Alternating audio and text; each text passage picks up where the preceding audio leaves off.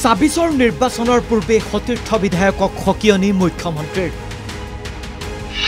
সিন্ডিকেটৰ পৰা আঁতৰি থাকক নিৰ্বাচন পৰ্যন্ত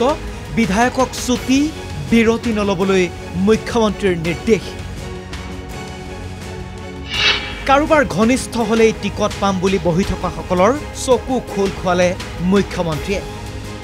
বুধবাৰে যোৰহাটত অনুষ্ঠিত হোৱা ৰাজ্যিক বিজেপিৰ বৰ্ধিত বিষয়ববীয়া বৈঠকত উপস্থিত হৈ মুখ্যমন্ত্ৰীয়ে দলৰ সতীৰ্থ বিধায়কসকলক স্পষ্ট ভাষাৰে ক'লে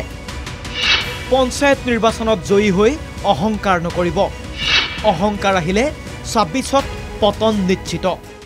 প্ৰথম আমি অহংকাৰী হ'ব নালাগিব যে আমি যদি ভাবো যে এই নিৰ্বাচনত আমি জিকিলো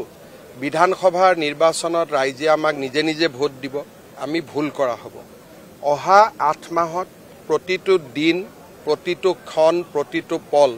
আমি ৰাইজক সেৱা কৰিব লাগিব নো ডাউট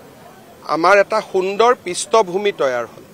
কিন্তু এই পৃষ্ঠভূমিটোক যদি আমি নিজেই ভাঙি দিওঁ অহংকাৰ ৰাইজৰ কাম নকৰি জিকিলুৱে টিকটৰ কাৰণে কাজিয়া পেচাল কৰি তেতিয়া মানুহ আকৌ আমাৰ পৰা আঁতৰি যাব এয়া আছিল মুখ্যমন্ত্ৰীয়ে ৰাজহুৱাকৈ সতীৰ্থক দিয়া পৰামৰ্শ কিন্তু বৈঠকৰ ভিতৰত মুখ্যমন্ত্ৰীয়ে এক প্ৰকাৰ লক্ষ্মণ ৰেখা টানি দিলে বিধানসভা নিৰ্বাচনৰ পূৰ্বে মুখ্যমন্ত্ৰীয়ে বৈঠকত স্পষ্ট ভাষাৰে ক'লে গৰুমহৰ সিন্ডিকেটৰ পৰা আঁতৰি থাকক মন্ত্ৰী বিধায়ক শেহতীয়া পঞ্চায়ত নিৰ্বাচনৰ ফলাফলৰ পিছত পঞ্চায়ত সভাপতি বাছনিৰ ক্ষেত্ৰতো আগভাগ লৈছে বহু বিধায়কে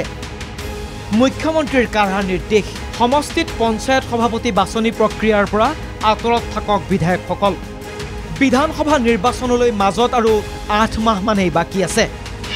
এনে সময়ছোৱাত কোনে পাব টিকট কাৰ যাব নাম কথা ইয়াকে লৈ বিজেপিটো আৰম্ভ হৈছে গুণাগথা বহুকেইখন নতুন মুখেও এবাৰ ভুমুকি মৰাৰ সপোন দেখি আছে এনে সময়তে মুখ্যমন্ত্ৰীয়ে স্পষ্ট কৰি দিলে বিশেষ বাৰ্তা কাৰোবাৰ লগত ঘনিষ্ঠ হলেই প্ৰাৰ্থিত্ব চূড়ান্ত নহয় সমষ্টিত কাম নকৰি বহি থাকিলে টিকট কটা যোৱাটো নিশ্চিত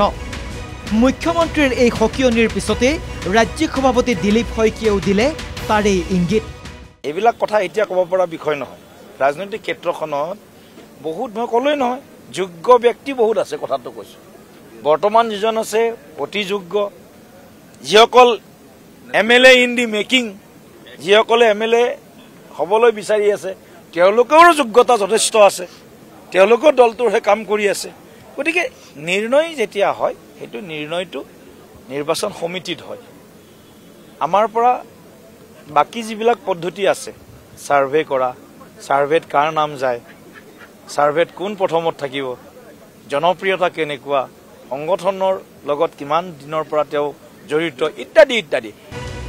বৈঠকত মুখ্যমন্ত্ৰী হিমন্ত বিশ্ব শৰ্মাই লগতে সতীৰ্থ বিধায়কক দিলে আন এক কাঢ়া নিৰ্দেশ নিৰ্বাচন পৰ্যন্ত কোনেও ল'ব নোৱাৰিব ছুটি নিৰ্বাচনলৈকে এৰাই চলক ব্যক্তিগত কাম কাজ এনে সময়ত এটা কথাই স্পষ্ট যিসকলে এই নিৰ্দেশনা পালনত সফল হ'ব সেইসকলৰ ভাগ্য পুনৰ লিখিব দলীয় নেতৃত্বই ব্যুৰো ৰিপৰ্ট NKTV